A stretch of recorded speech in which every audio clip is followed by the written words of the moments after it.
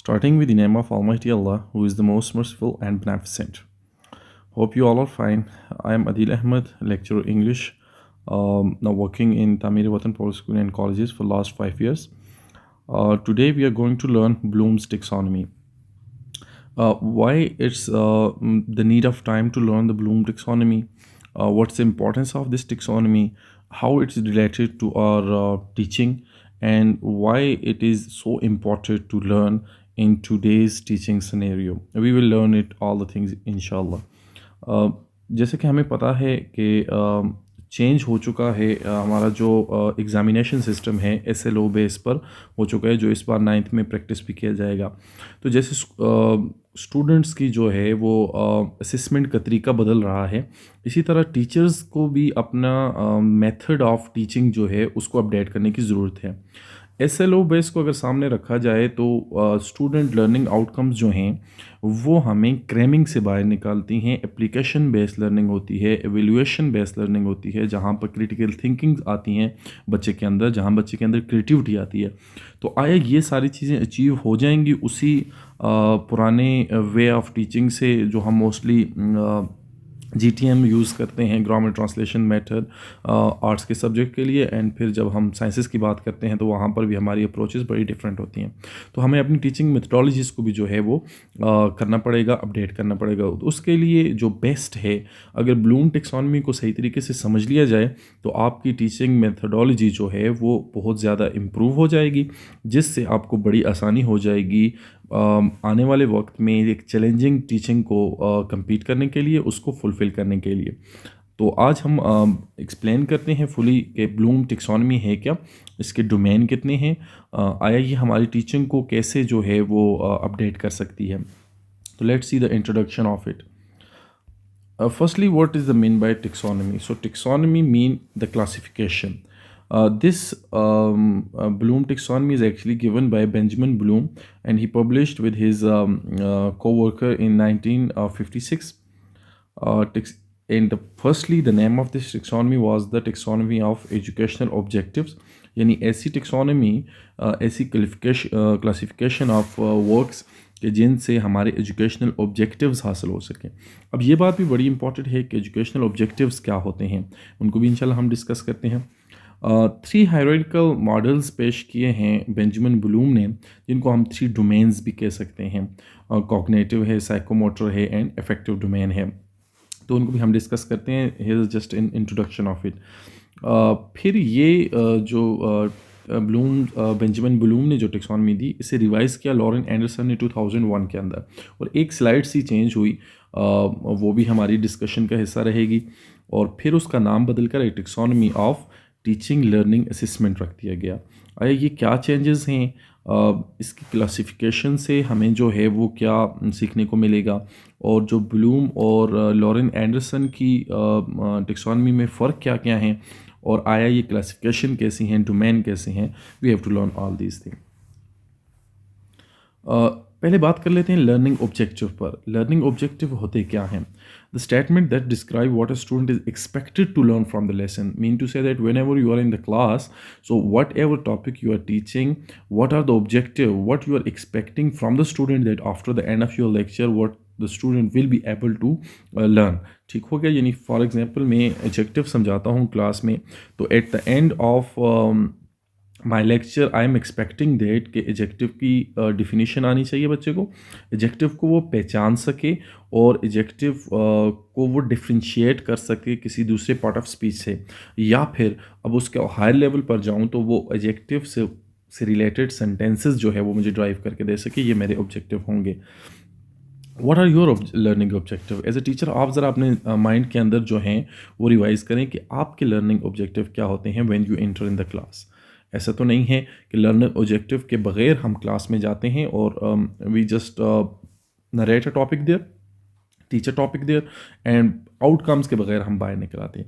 अब in learning objectives को कैसे बड़ी आसानी के साथ हासिल किया जा सकता है और कैसे इनको फुलफ़िल किया जा सकता है, तो ये बेंजामिन ब्लूम ने हमारे लिए और आसान कर दिया। Bloom's taxonomy. There are the 3 domain. Domain mean that the taxonomy is divided into 3 parts. First is cognitive domain, second is affective domain, and third one is psychomotor domain. What is cognitive domain, what is affective domain, and what is psychomotor, and how these are different. हमारा जो main concern रहेगा वो रहेगा cognitive domain के ऊपर, ठीक है जी, जो हमारी SLO से रिलेटेड है और जो हमारी टीचिंग मेथोडोलॉजी में बहुत बड़ा किरदार अदा करती है। अब हमारी पिक्चर एक नज़र आ रही है माइंड की, तो हम कॉग्निटिव डोमेन की बात करने लगे हैं, तो हम समझ जाएंगे कि ये कॉग्निटिव डोमेन जो है it is related to mind, related to your brain, it is related to the intellectual skills, mean thinking, reasoning and problem solving. So this domain is related to the thinking, reasoning and problem solving. So let's discuss this domain.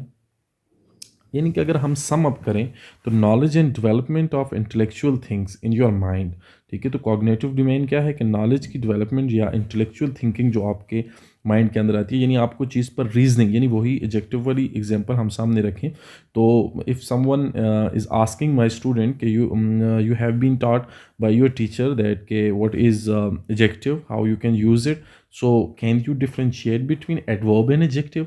तो अब वो बच्चा reason पेश करे कि adjective जो है ये तो नाउन प्रोनाउन से रिलेटेड है, एडवर्ब जो है उसकी अपनी जो है वो फील्ड है, तो ये रीजनिंग उसके अंदर आ जाएगी, प्रॉब्लम सॉल्विंग स्किल्स आ जाएंगी, तो ये हमारा कॉग्निटिव डोमेन होता है।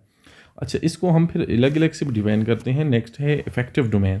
अब हर्ट है पड़ा हुआ यहाँ पर, तो फीलिंग एंड इमोशन, यानी कि whether when you are teaching in the class, so whether your class is related with you or not, whether you are यानी कि जो एक लिटरेचर की एक क्या कहते हैं अपना कि एक लिटरेचर का जो वे आउट होता है कि जो हमारी फीलिंग को टच कर जाता है, तो आया ये लर्निंग और टीचिंग और लर्निंग का जो प्रोसेस चल रहा है, इसमें भी आपके फीलिंग एंड इमोशंस जो हैं वो बड़ा किरदार अदा करते हैं। तो ये इफेक्टिव डोमेन कैसे लर्निंग में किरदार अदा करती है, ये भी हम डिस्कस करते हैं। साइकोमोटर डोमेन, यानी कि अब साइकोमोटर, साइको एंड मोटर दो वर्ड्स का जो है वो कम्बिनेशन है। मोटर मीन द स्किल्स और फिजिकल एक्टिविटीज़, ठीक है जी, रिलेटेड टू योर माइंड। अब आपकी जो लर्निंग हो रही है उसमें आपकी कुछ फिजिकल एक्टिविटीज़ भी आया शाम, यानी कि if you are being lectured on character building, so आया वो चीज़ आप परफॉर्म भी कर रहे हो कि नहीं, ठीक है, आपने समझ भी ली, याद भी कर ली, अब परफॉर्म भी कर रहे हो कि नहीं। तो साइकोमोटर डोमेन जो है वो थर्ड है, इसको भी हम डिटेल से डिस्कस करते हैं। Firstly the cognitive domain. अब कॉग्निटिव डोमेन जो है वो 6 हिस्सों में की गई है, डिवाइड की गई है। First one is knowledge. अब नॉलेज बेस बिल्कुल बेसिक बात है। नॉलेज बेस में क्या है, यानी कि ये सारी बात क्रेमिंग की आती है, यानी कि आया बच्चे को आपने जो याद कराया वो उसने एज इट इज़ याद कर लिया। यानी जो छोटा बच्चा है फॉर एग्जांपल, तो मैं उसको एक बिल्कुल अगर 2-3 ईयर का बच्चा है तो उसको जब कलमा हम पढ़ाते हैं तो वो याद कर लेते हैं जी, all glory be to Allah, there is no god but Allah and the prophet सल्लल्लाहु अलैहि वसल्लम is the prophet of Allah. अब without knowing the meaning of it, अब उस बच्चे को इसके मीनिंग्स जो हैं वो बिल्कुल भी याद नहीं होते, ना वो समझता है कि हु इज़ अल्लाह, ना वो जानता है कि हु इज़ प्रॉफिट सल्लल्लाहु अलैहि वसल्लम, लेकिन उसको बिल्कुल याद होता। तो बिल्कुल ये जो हमारी क्रेमिंग है, जो मेमोराइजेशन है, वो फर्स्ट हमारा जो है वो आ जाता है हमारे पास, फर्स्ट डोमेन के अंदर फर्स्ट जो है उसका पार्ट आ जाता है। अब इसके बाद जब थोड़ा सा ऊपर जाते हैं हम कंप्रीहेंशन की तरफ, यानी आपने बच्चे को क्रेम करा दी चीज़, उसको आपने एडजेक्टिव की जो डिफिनीशन है वो क्रेम करा दी, उसने आपको बिल्कुल तोते की तरह रट के बता दिया कि एडजेक्टिव क्वालिफाई नाउन और प्रोनाउन। अब उसको पता ही नहीं है कि नाउन और प्रोनाउन क्या होते हैं, क्वालिफाई कैसे करते हैं। लेकिन जब वो सेकंड स्टेज पर पहुंचा कंप्रीहेंशन के, तो अब वो उसको अंडरस्टैंड कर गया, यानी कि वो वर्ड्स जो उसको आते थे उन्हें वो अंडरस्टैंड कर गया और वो उसको ट्रांसलेट कर सकता है। यानी कि एक डिफिनीशन जो उसने क्रेम करके रखी हुई थी कि now adjective are the words which qualify noun और प्रोनाउन, तो अब वो उसे कंप्रीहेंड भी कर सकते हैं कि व्हेन नाउन और pronoun are being qualified by a word और when a word give some extra information regarding noun और pronoun, so it is called adjective. तो ये उसका कंप्रीहेंशन लेवल आ जाता है। और अगर थर्ड बात करें तो एप्लीकेशन। अब जब वो उस एडजेक्टिव को यूज़ करने के काबिल हो गया किसी भी सेंटेंस के अंदर, तो वो उसका एप्लीकेशन लेवल आ गया। ये तीन जो हैं ये बिल्कुल लोअर ऑर्डर थिंकिंग स्किल्स कहा जाता है इनको, जो हम अप्लाई करते हैं बच्चों पर। अब ये जो हमारा प्राइमरी सेक्शन है, अगर इन तीनों के अंदर भी कोई टीचर सक्सेसफुल हो जाता है तो वो भी अपनी टीचिंग का एक बड़ा हिस्सा जो है वो उसको कंप्लीट कर जाता है। यानी कि बच्चे को क्रेम कराना चीज़ को, फिर उसको कंप्रीहेंड कराना, और फिर उसको अप्लाई कराने का तरीका बताना। ज़्यादातर जो हमारे स्कूल सेक्शन में काम हो रहा होता है वो सिर्फ नॉलेज बेस हो रहा होता है। नॉलेज बेस वो चीज़ें होती हैं जो आपने सिर्फ याद की होती हैं, क्रेम की होती हैं। Comprehension when you can define them, and application when you can apply those. मेरे बच्चे ने एडजेक्टिव की जो डिफिनीशन है वो भी याद कर ली, दैन उसको कंप्रीहेंड करना भी आता है, एंड थर्डली वो अप्लाई भी कर सकता है उसको डिफरेंट सेंटेंसेस बनाने के लिए। एडवांस लेवल इससे ऊपर एनालिसिस। अब उनको उसके दरमियान जो है उसको रीज़न पेश करके डिफ्रेंशिएट कर देना, यानी एडजेक्टिव से उसने नए सेंटेंसेस भी बनाए, और एडजेक्टिव को एडवर्ब से जो है वो अलग भी कर सकते हैं, एडजेक्टिव को एडवर्ब से डिफ्रेंशिएट भी कर सकते हैं। And then synthesis. Synthesis mean to say that, यानी कि इसको लॉरेन एंडरसन ने क्रिएटिविटी का नाम दिया है सिंथेसिस को। सिंथेसिस मीन क्रिएटिविटी, के वो क्रिएटिविटी के मोड पे आ गया। फॉर एग्जांपल, आपने बच्चे को ए लिखना सिखाया और आपने उसे बताया कि एक लाइन यहाँ से खींचनी है, एक लाइन यहाँ से खींचनी है, सेंटर में एक लाइन लगा लेनी है, तो इसको हम ए पढ़ेंगे। तो उसने बिल्कुल इसको क्रेम कर दिया, ठीक है, लेकिन आपको देखकर वो उसको कॉपी करता रहा। फिर उसको कंप्रीहेंड करना आया कि ये जो शेप है ये साउंड रखती है। फिर उसको अप्लाई करना आया, उसको अब स्पेलिंग के अंदर यूज़ करना आया। फिर उसको एनालिसिस, यानी कि जब उसको डिफ्रेंशिएट कर देते हैं, और सिंथेसिस जब उससे नए सेंटेंसेस बनाने लग गया क्रिएट, यानी हाई ऑर्डर थिंकिंग आ गई है। And last one is evaluation. So whether he can evaluate the things or not, यानी क्रिटिसाइज कर सकता है कि नहीं, यानी कि क्रिटिकली उस चीज़ को ये बयान कर सकता है कि नहीं। तो ये 6 लेवल जो हैं वो कॉग्निटिव डोमेन के हैं। यानी नॉलेज से शुरू होता है, नॉलेज को हम क्रेमिंग कह देंगे, यानी बिल्कुल चीज़ को याद करना जिसमें उसको मीनिंग का कोई पता भी नहीं होता, सिर्फ एक स्टेटमेंट। फिर उस स्टेटमेंट को कंप्रीहेंड कर सकना, और फिर उसको अप्लाई कर सकना। तो ये लोअर ऑर्डर थिंकिंग स्किल्स होती हैं 3। एंड देन एनालिसिस करना, उसका सिंथेसिस करना, एंड एवेल्युएशन करना। तो हाई ऑर्डर थिंकिंग स्किल्स होती हैं कॉग्निटिव डोमेन के अंदर। ये अब टेक्सोनॉमी जो फर्स्टली लिखी हुई है, ये ओरिजिनली ब्लूम टेक्सोनॉमी है जो 1956 में बेंजामिन ब्लूम ने दी थी, कि knowledge, comprehension, application, then analysis, then synthesis, and then evaluation is the last one. ठीक हो गया जी। और फिर रिवाइज्ड की ये टेक्सोनॉमी लॉरेन एंडरसन ने 2001 के अंदर, और उसके अंदर उसने नॉलेज को रिमेंबरिंग का नाम दे दिया, कंप्रीहेंशन को अंडरस्टैंडिंग का नाम दे दिया, एप्लीकेशन को अप्लाइंग का नाम दे दिया, एनालिसिस एनालाइजिंग का नाम दे दिया, और सिंथेसिस जो था उसको क्रिएटिविटी का नाम देकर लास्ट पे ले गया। ठीक है जी, सबसे आखिरी। और एवेल्युएशन को जो है वो उससे सेकंड लास्ट पे ले आया। ये डिफरेंसेस हैं। एक डिफरेंस और भी है कि ये सारे जो हैं वो नाउन्स हैं, ठीक हो गया, और ये वर्ब्स हैं, remembering, understanding, applying, analysing, evaluating and creating. ठीक हो गया जी। तो ये डिफरेंसेस हैं उसके। अब देखा जाए तो क्रिएटिविटी में बी द लास्ट थिंग। ठीक हो गया। तो ये इसकी जो रिवीजन है वो बेहतरीन है। ओके जी। कॉग्निटिव डोमेन के अंदर अब देखते हैं कि यही जो बात हमने की कि नॉलेज, रिमेंबरिंग और कंप्रीहेंशन, ये जो दो हमने अभी डिस्कस की, अगेन से उनके हैं। एनालिसिस को analysing, and synthesis creating, last पे चला गया एवेल्युएशन एंड एवेल्युएटिंग। अब लेवल ऑफ कॉग्निटिव डोमेन क्या है और उसके एक्शन वर्ब्स क्या हैं, यानी ये this thing is very important. यानी कि आप जब बच्चे को कोई चीज़ याद कराते हो, उसको अब वो किन एक्शन वर्ब से समझेगा कि ये नॉलेज बेस है, ये कंप्रीहेंशन बेस क्वेश्चन हो रहे हैं, ये अप्लाइंग बेस हो रहे हैं, एनालिसिस बेस हो रहे हैं, एवेल्युएटिंग बेस हो रहे हैं, या क्रिएटिव बेस हो रहे हैं।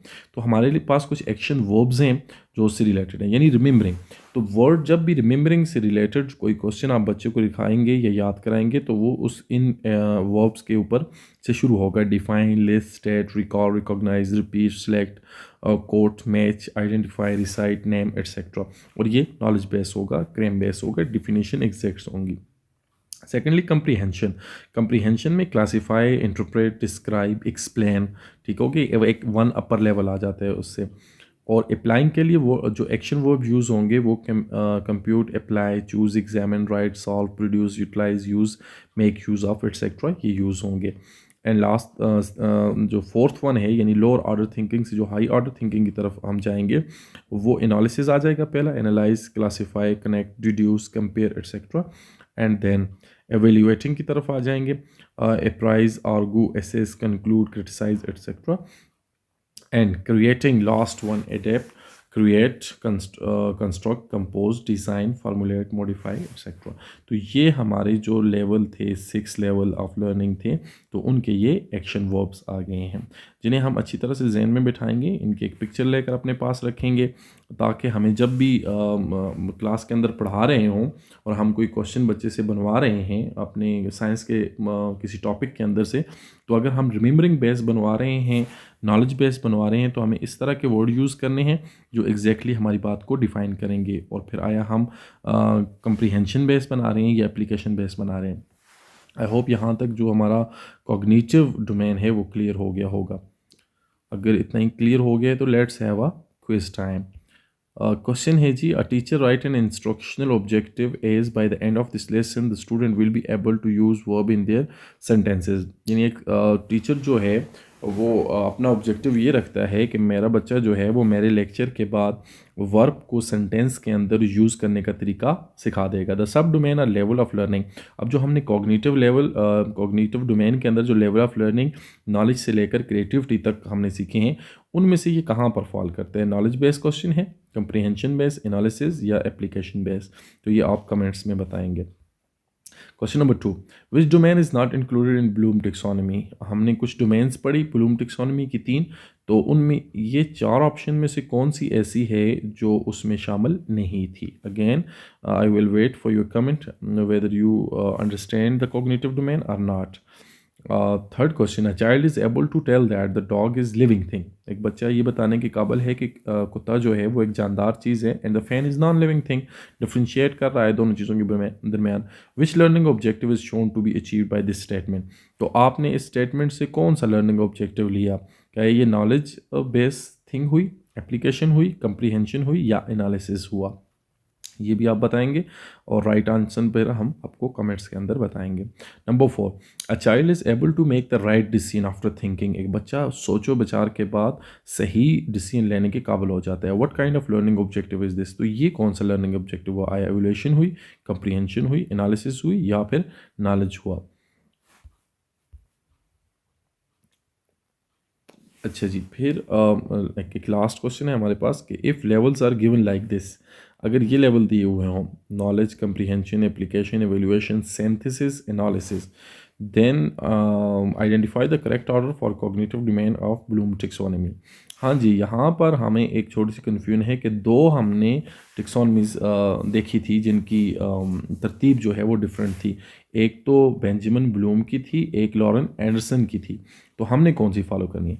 अगर वर्ड यूज़ होगा सिंथेसिस, तो फिर हम ओरिजिनल टेक्सोनॉमी का जो क्या कहते हैं अपना ऑर्डर है उसको फॉलो करेंगे, और अगर होगा क्रिएटिविटी लिखी होगी तो हम लॉरेन एंडरसन के करेंगे। तो यहाँ पर जो सिंथेसिस है और फिर बेंजामिन ब्लूम की ओरिजिनल टेक्सोनॉमी को देखते हुए क्या ऑर्डर होगा, तो वो आपने हमें कमेंट्स में बताना है।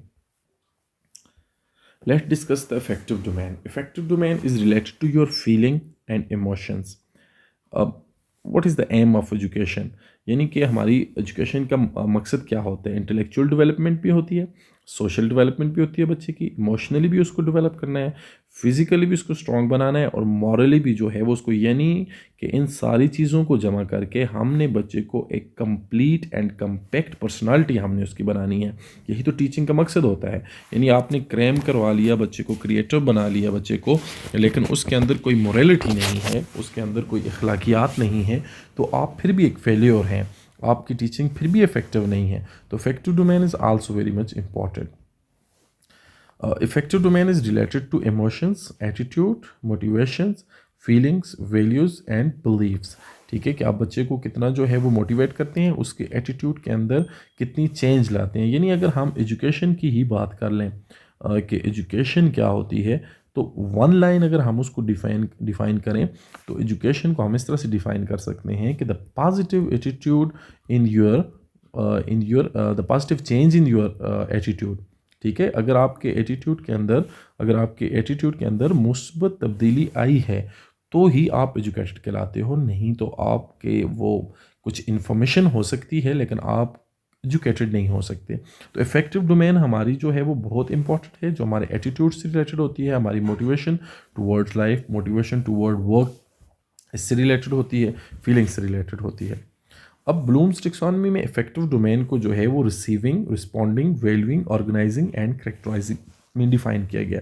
सबसे पहले रिसीविंग, रिसीविंग ये है कि what the child is observing, ठीक है जी, तो वो एक मैसेज की तरह उसके माइंड में पहुंच जाता है, यानी action speak louder than words वाली बात अगर आप जहन में रखें कि आप जो करेक्टर शो कर रहे हैं बच्चे को तो वो आपका रिसीव कर रहा है वो बच्चा, ठीक है। अगर इसको एग्जाम्पल को हम और डिफरेंटली देखें कि what the way of dressing you have in the class, तो वो बच्चे को एक सिग्नल जा रहा है how to dress formally because you are in a formal environment, तो आपकी जो ड्रेसिंग है वो फॉर्मल इन्वायरमेंट के अंदर है, तो वो बच्चे को एक मैसेज जा रहा है, ठीक है। तो वो उसको क्या करेगा, रिसीव करेगा अपने माइंड के अंदर and then will be respond, कि जब वो आपकी आइज से बाहर होगा, आपकी नज़र से बाहर होगा, तो वो उसको क्या करेगा जी, रिस्पॉन्ड भी करेगा, यानी उसको फिर अप्लाई करेगा अपने ऊपर। अच्छा, वैल्यूइंग, ये थोड़ा सा अपर लेवल आ जाता है, यानी कोई चीज़ टीचर से रिसीव की उसने, उसको रिस्पॉन्ड किया, उसको वैल्यूइंग की। वैल्यूइंग का मतलब ये हो जाएगा कि वो फिर उसको डिस्कस करता है क्रिटिकली, ठीक है, कि व्हाट इज़ राइट और what is wrong, and then organising, ठीक हो गया जी, कि अब उसको किस तरतीब के साथ किस चीज़ को यूज़ कर रहा है, उसको किस ऑर्गेनाइज करके किस तरह अपने पर्सनालिटी का हिस्सा बना रहा है, और लास्ट थिंग कि वो फुली क्रिएट करके उस चीज़ को अपनी पर्सनालिटी का मुकम्मल हिस्सा कैसे बना लेता है। तो बच्चे की जो लर्निंग है वो रिसीविंग से स्टार्ट होती है इफेक्टिव डोमेन के अंदर, देन वो रिस्पॉन्ड करता है, then valuing, organising and characterising. अच्छा जी, साइकोमोटर डोमेन, साइकोमोटर डोमेन जो है वो दो वर्ड्स का हिस्सा है, psycho and motor. Psycho mean mind and motor mean action of muscles, यानी कि what you are receiving in your mind you have to perform practically, जब आप उस चीज़ को प्रैक्टिकली परफॉर्म करने लग जाते हो। इस डोमेन को जो है वो डिफरेंट उसमें डिवाइड किया है बेंजामिन ब्लूम ने, imitation, manipulation, precision, articulation and naturalisation. Imitation, सबसे पहले बच्चा जो है वो आपको इमिटेट करता है, यानी हम पीछे जो इफेक्टिव डोमेन में हमने पढ़ा उससे रिलेटेड है ये, यानी आप बच्चे को ए लिखना सिखाते हो तो आप उसके सामने एक लाइन यूं खींचते हैं, एक लाइन यूं खींचते हैं और सेंटर में एक लाइन उसके खींचते हैं, तो बच्चा उसको इमिटेट करके यूं ही जो है वो उसको ड्रा करेगा, ठीक हो गया। मैनिपुलेशन तब होगी जब आप उसे डिक्टेट कर रहे होंगे और वो आप उसे कहेंगे कि बच्चे एक लाइन आप तिरछी खींचें राइट साइड पर, एक लेफ्ट साइड पर, आप सेंटर से इन्हें मिला लें, तो ये मैनिपुलेशन हो जाएगी, एक अपर लेवल हो जाए। प्रिसीजन ये हो जाएगी कि जब वो इसके अंदर कुछ क्रिएटिविटी लाएगा, यानी कि ये ए को यूँ लिख रहा है वो, ठीक हो गया, कि doing something bye their self, तो अगेन उसने इमिटेट किया, फिर उसने मैनिपुलेट किया, यानी आप बिल्कुल उसने देख के सीखा, फिर आपके इंस्ट्रक्शन के साथ सीखा, फिर उसके अंदर कुछ क्रिएटिविटी लाई, फिर वो चीज़ उसकी जो है वो राइटिंग का पार्ट बन गई, ठीक है, वो उसकी राइटिंग का हिस्सा बन गई, और अब जो है वो उसके ऊपर पूरी कमांड रखता है। तो इस तरीके से बच्चा जो है वो इमिटेशन से ऊपर जाता है, यानी आपको पहले इमिटेट करता है, फिर उसको आपकी डिक्टेशंस को फॉलो करता है, देन उसके अंदर कुछ क्रिएटिविटी लाता है, यानी doing something by your self, और फिर जो है वो उसका पार्ट ऑफ राइटिंग बन जाता है, पार्ट ऑफ करेक्टर बन जाती है चीज़, एंड देन वो उसका उस पर कमांड रख लेता है और उसको जो है वो अपना एक हिस्सा बना लेता है पर्सनालिटी का। Hopefully you have understand what is the blooms taxonomy, और हमने जो 3 डोमेन्स उसकी पढ़ी, हमने कॉग्निटिव पढ़ी, हमने इफेक्टिव पढ़ी और हमने साइकोमोटर पढ़ी, और कुछ क्वेश्चंस जो हैं वो कॉग्निटिव से रिलेटेड आपके लिए छोड़े हैं।